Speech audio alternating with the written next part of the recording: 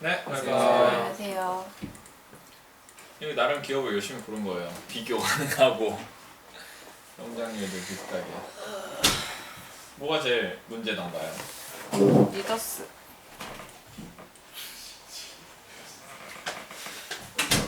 저 밑에 150점. 아,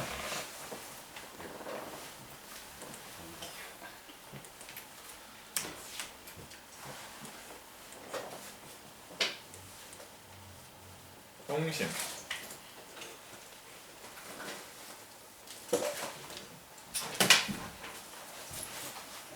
1770억이네요.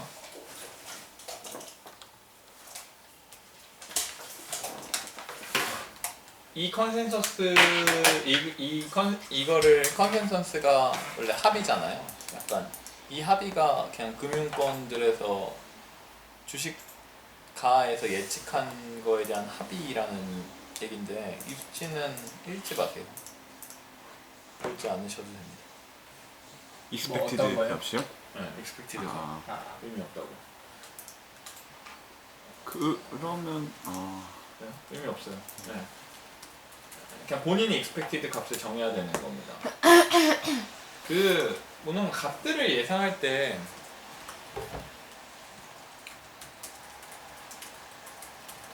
평균이라는 숫자를 무슨 개념인지 알고 써야 되는데 평균이라는 걸 쓰는 게 왜 쓰느냐면 뭐가 맞는지 몰라서인 건데요. 뭐가 맞는지 모르겠는 세 가지 숫자를 가지고 평균을 내면 제대로 된 숫자가 나올 거라고 하는 게 뭐가 맞는지 모르는 숫자들의 평균인 겁니다. 그러면 그 결론은 그 결과가 틀린지 모른다라는 얘기고요. 평균을 낸다라고 하는 게 자신이 없다라는 얘기인데 자신이 없으면 평균을 내도 자신이 없어요. 그리고 특히 평균이라는 것들에 대해 되게 이해를 할 때 산술 평균이랑 기하 평균이랑 이런 것도 있고 중앙값이랑 산술 평균이랑 이런 것도 있습니다. 최빈값도 있고요. 무슨 얘기인지 알아요? 그런 것들이 되게 중요한데 현실에서 제가 생각하기에 가장 오히려 더 좋은 건 에버리지보단 미디안이에요. 중앙값이 더 맞을 수가 있습니다. 그 이유는 양 끝단에 있는 거에서 왜곡이 많이 생기기 때문인데요. 무슨 얘기인지 알겠죠? 그래서 중앙값이 더 좋고요. 에버리지라는 개념을 안 쓰는 게 나아요. 에버리지가 여러 가지로 되게 생각을 잘못하게 하는데 예를 들면 중국의 평균 GDP는 그러니까 10,000불이라고 쳤을 때 도시는 12,000불이에요. 지방은 8,000불이에요. 그러면 10,000불이라는 중국인은 세상에 존재하질 않아요. 무슨 말인지 알겠어요? 근데 그 10,000불이라는 수치를 얻는 게 도대체 무슨 의미가 있어요? 오히려 이상한 허구적 개념을 믿게 되는 거에 가깝습니다. 이해되죠? 그럼 안 돼요. 그러니까 이게 그 금융에서 리스크에 대해서 얘기하는 것처럼 자기가 무슨 짓을 하고 있는지 한국말로 따라갈 수 있어야 돼요. 이해돼요? 한국말로 따라간다는 개념이. 숫자를 그러니까- 나눴을 때 그게 어떤 의미인지. 네, 그러니까 어떤 의미인지를 계속 알아야 돼요. 그러니까 한국말로 이 숫자는 어떻게 산출했어가 아니라 이 숫자는 어떠한 의미를 그러니까 보려고 이 숫자를 도출했는지를 알아야 된다는 얘기입니다. 무슨 말인지 이해돼요? 그러면 평균을 쓴다는 거의 의미는 네. 예를 들어서 아까 그 12,000, 8,000이 있다라고 치면 네.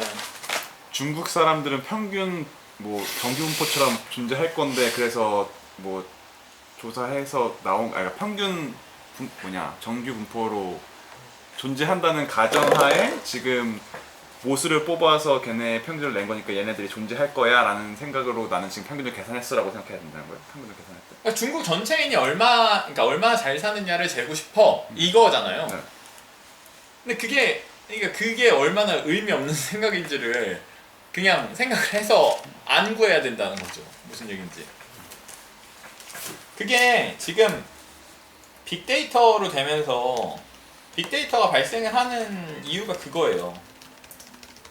그러니까 전체 평균이 의미가 없는데 전체 평균이 의미가 없으면 여러 가지를 쪼갰을 때 그들의 분포를 봐야 되는 거예요. 여전히 도시 평균이나 지방 평균은 의미가 있단 말이에요. 무슨 얘기인지 알아요? 그러니까 찢어서 호모지니어티가 있는 애들끼리 평균을 구해야 되는데 그냥 헤테로지니어티가 있는 애들, 불균진성이 있는 사람을 대상으로 평균을 내는 거를 하면 안 된다라는 인식이 필요하다고요. 이해돼요? 그런데 빅데이터를 하려면 예를 들면 그냥 인간이 아까 저 APC 같은 거 봤죠. 그냥 사례를 봤을 때 2 곱하기 2 곱하기 2 곱하기 2 곱하기 2 곱하기 2 곱하기 2 곱하기 2 곱하기 해서 그냥 항목이 10개가 있어요. 김준태를 규정하는 규정이 김준태는 남자고요. 약간 이런 거. 김준태는 지금 20대예요? 30대예요? 20대죠. 20대죠. 약간 이러면 이 세그먼트가 20대면 지금 몇 개예요? 약간 20대, 30대, 40대, 50대 약간 이렇게 되죠. 그럼 이 곱셈을 했을 때 그 안에서의 평균 수치가 필요한데 그러면 데이터셋이 그냥 2의 10승이면 1000개예요. 근데 아까 제가 얘기했죠. 한 개당 30은 돼야 된다고. 근데 충분하게 하려면 50이 돼야 된다고 해봐요. 그럼 데이터가 5만 개 있어야 그냥 약간 더 제대로 된 평균을 구할 수 있다는 거예요. 무슨 말인지 이해돼요?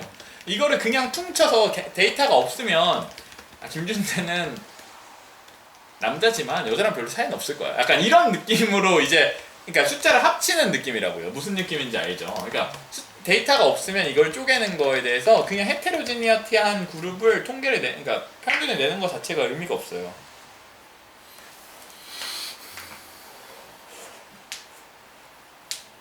그래서 컨센서스를 합친다라는 개념은 여러 증권사가 얘기를 했는데 나는 누가 맞는지 모르겠는데 이 중에 맞는 애가 있겠지면 있는 애를 찾아야 되는 거고 이 중에 평균을 내면 맞지 않을까는 도대체 이게 한국말로는 뭐냐 하는 거죠.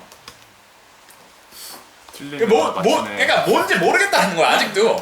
근데 뭔지 모르는 거를 계산해서 정답이 나오진 않는다고.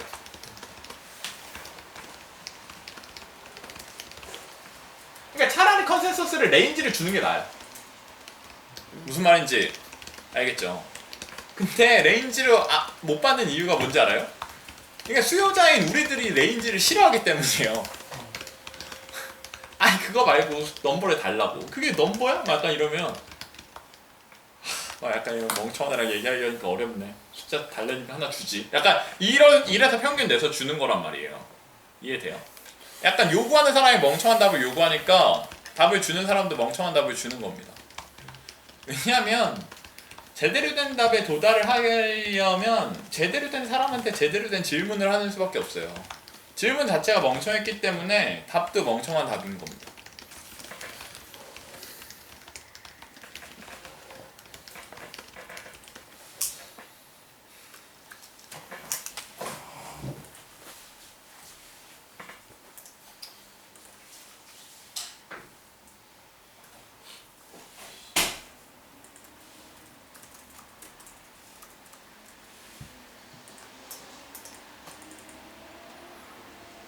농심의 이익은 예측을 가능할까요? 안 할까요?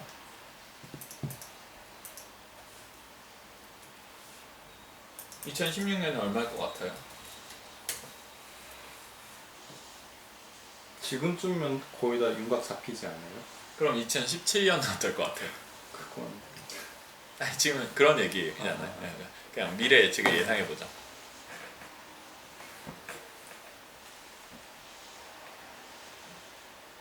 어떨 것 같아요? 중국 시장에서의 성장도에 따라. 그쵸? 한마디로 얘기하면 여전히 배운 것처럼 이거 보고 모르겠는데요 입니다. 아까 덕후가 잘 얘기해준 것처럼 안에 비즈니스를 봐야 된다는 거죠. 그러면 이 매출액을 뽑는 것보단 그냥 여전히 이 매출액은 평균 같은 거예요. 합쳐져 있는 개념이니까요. 그러니까 분해를 해서 봐야 됩니다. 한국 매출이랑 중국 매출을 찢어서 봐야 되는 거죠.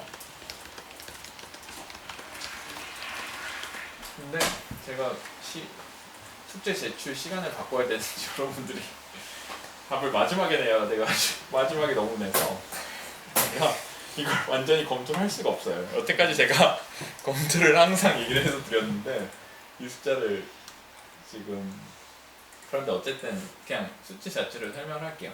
그러면 이제 매출을 중국이랑 한국이랑 찢어서 보자는 거죠. 이거를 보면 여러분들이 이 네이버에 들어가서 보시고요. 이 정기공시를 들어가서 전체 선택으로 보면 이런 수치만 뜹니다. 이런 수치만 뜨는데 지금 이렇게밖에 안 뜨는 건 네이버의 기본 6개월밖에 설정이 안 돼 있어서 그런데요. 그냥 전체로 바꾸고 확인을 누르면 쭉 떠요. 무슨 말인지 알겠죠?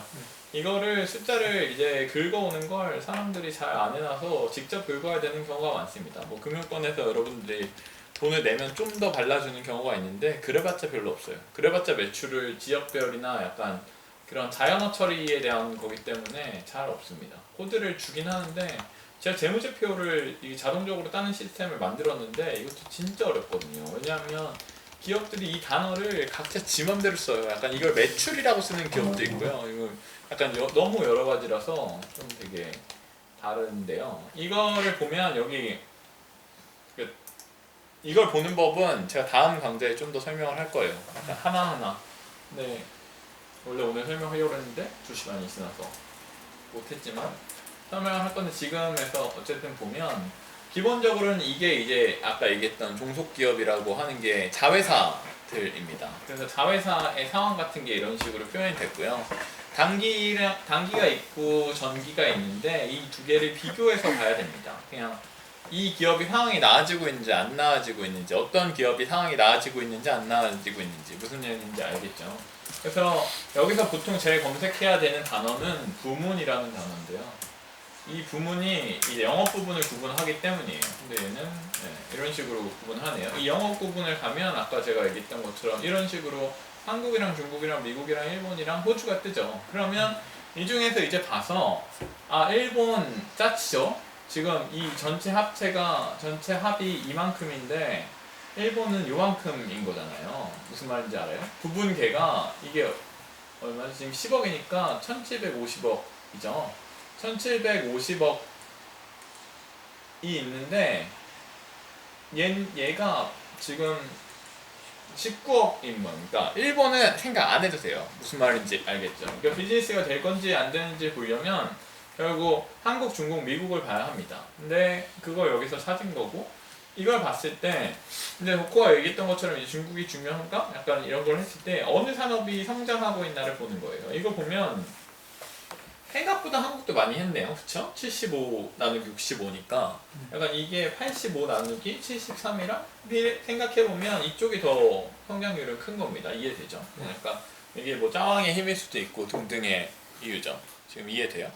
약간 그러면 여전히 근데 이제 미국을 보면 미국이 개선되긴 하고 있는데 일단 어쨌든 우리가 시간적인 면에서는 그러면 어쨌든 숫자가 크니까 중국 먼저 보고 한국 보고 그러면 대충 이 비즈니스가 어떻게 되는지 알겠다 이거죠. 그러면 다른 것들을 보고 나서 시간이 남으면 미국이랑 일본을 볼 수 있는 겁니다. 이해돼요?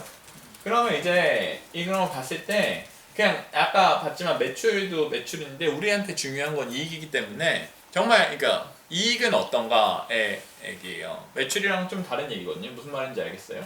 그러니까 중국의 이제 이익률은 어떻고 한국의 이익률은 어떤가에 대한 얘기입니다. 이해되죠? 근데 여기는 지금 감가상각이 크네요. 뭔가 어쨌든 그래서 이렇게 했을 때 이렇네. 이거는 여전히 이 외부 소개 이걸로 쳐야겠네요. 내부 제가 잘못해서 내부 거래를 얘기를 했는데 이거대로 했을 때는 숫자가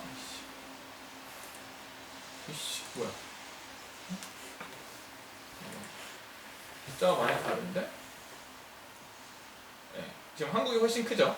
한국이 지금 얘보다 9배가 이 합계를 봤을 때 그런데요. 지금 설명한 것들은 있고 어쨌든 그러니까 일본 같은 경우에 여전히 작고요.